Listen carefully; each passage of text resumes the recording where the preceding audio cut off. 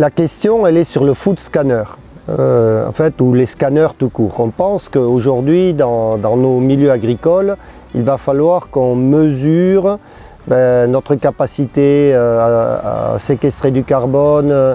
La réflectance, elle va nous donner la santé du végétal, elle va nous donner un regard sur la nutrition.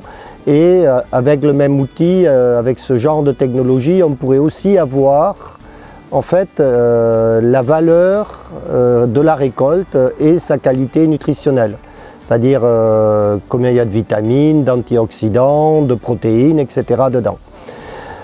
Et donc actuellement, on fait un gros projet qui démarre par un projet participatif et qui doit être relayé demain au niveau financement européen.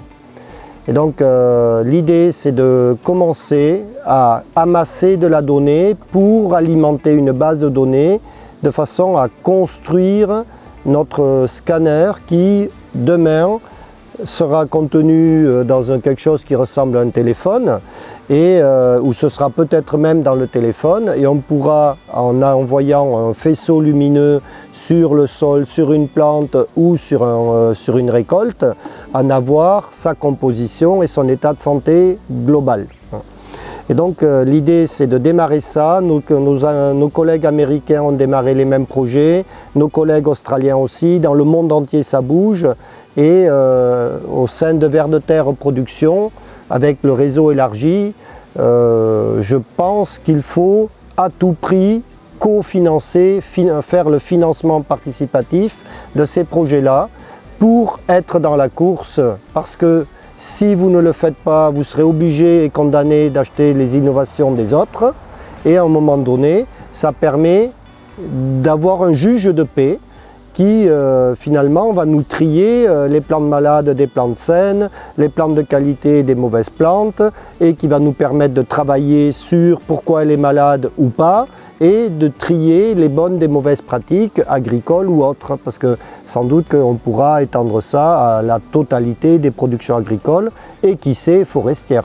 Donc actuellement, on a démarré des campagnes de collecte de données. Donc tomates, c'est terminé.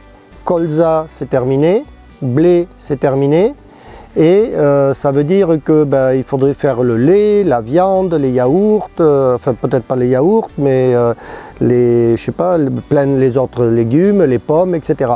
Et donc aujourd'hui, de participer au financement de ces projets-là, c'est leur permettre de décoller, et c'est leur permettre de sortir aussi des guerres perpétuelles en disant qui nous viennent du marketing, mon produit est meilleur que l'autre. Non, là le consommateur, l'agriculteur, il aura un outil, il passe un coup de mesure avec un faisceau et il aura la réponse immédiatement.